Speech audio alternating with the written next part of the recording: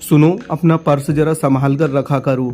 घर में बाई भी है, गरीबों के ईमान का क्या भरोसा। मिसेस शर्मा बता रही थी कि उसकी बाई ने 4। मानसी अपने पति निखिल से कह ही रही थी कि कमरे में पोंछा करने के लिए आती छबीली ने सुना तो उसका खून खौल उठा।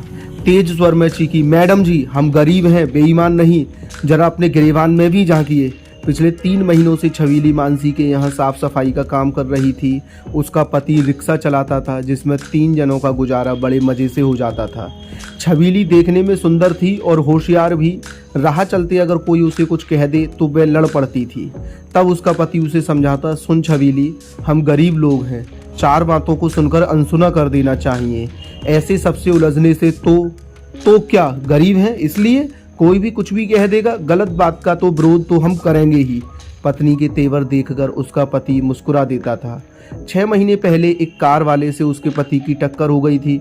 अधिक खून बह जाने के कारण डॉक्टर उसे बचा नहीं पाए।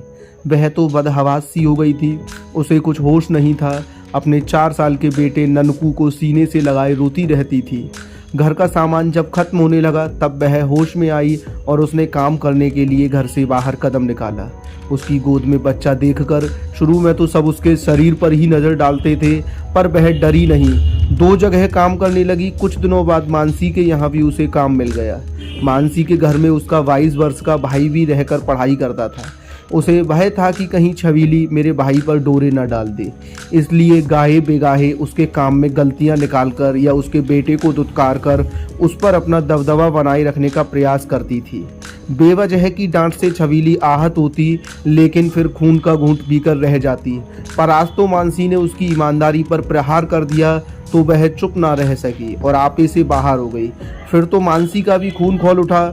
मुझसे जबान चलाती है। उसका हाथ उठ गया तो छबीली ने पकड़ लिया और पोंछा का कपड़ा पटकते हुए बोली, संभालिए अपना काम।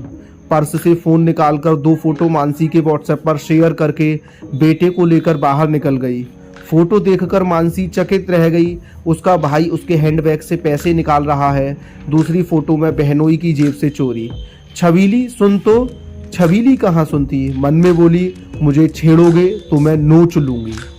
धन्यवाद दोस्तों मेरी कहानी सुनने के लिए। अगर आपको यह कहानी पसंद आई हो तो इस कहानी को ज़्यादा से ज़्यादा शेयर करिए और चैनल को सब्सक्राइब कीजिए।